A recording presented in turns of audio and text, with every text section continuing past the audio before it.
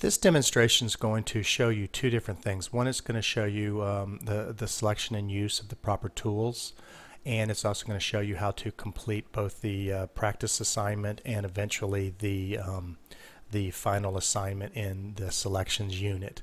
So what I want to do on this image is I want to separate the bird from the background, put it on its own layer, put a new layer between those two, and then fill that in with white so that we can just see the bird's outline. So the first thing I need to do is look at my tools and decide which one might be the best way to do this. So I'm thinking that the magic wand would be a good one because my goal is to select this background since it seems to be fairly the same color. Just some lights and dark shades of green and black, and then I'll reverse that selection and that should give me just the bird. But this will require a couple of tools because more than likely we don't see much difference between here and the beak, and I'm going to assume that the program's going to select into this beak, but we'll bring that back out later. So let's pick the magic wand tool. We want to make sure we're on add to selection so that each time I click it adds to the selection. And I'm going to set a tolerance of about, let's set this to 30 and see how much that chooses. Make sure we're on contiguous because I only want to pick the areas that are touching each other. So that picked a pretty good part. Let's add to it from here. We're getting in there. So we're moving along. That's selecting most of it. You can always touch on an area that you can see the marching ants. Zoom in. Very good. And as I predicted, we're not doing so good in here. So we're going to zoom in on that area. Control plus. Hold down your space bar. Will allow you to come over to it.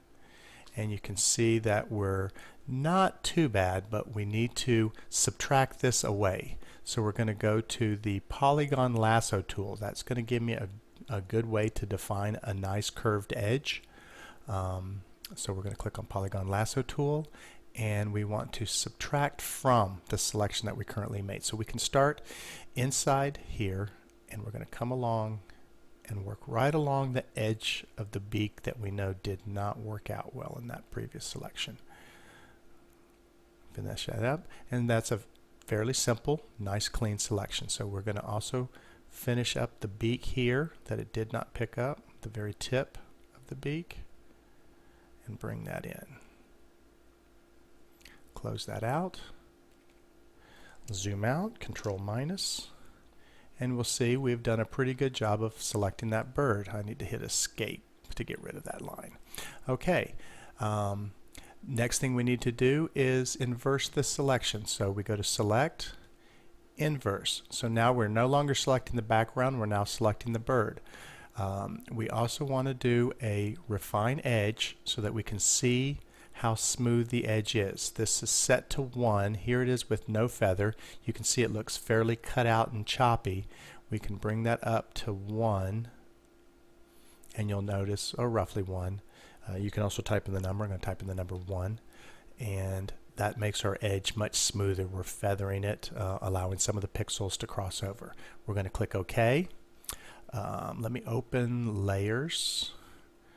Let's look in window, layers. Let me find that. That's our history. Okay, here's our layers palette. So what we want to do is see what happens when we do an edit, copy, edit, paste. You'll notice that a new layer is created. Then for this assignment, now this isn't what you're always going to do, but for this assignment we're going to add a new layer. That puts a new layer on top. Grab it, pull it between the two. Make sure you're selected on that empty layer. Let's edit, fill, pull this down, and we're going to fill it with white. Click OK. There we go. And that's a completed project. You can see there's a couple of things in here we might want to have to go in and fix up a little bit, but other than that, that's a pretty good selection.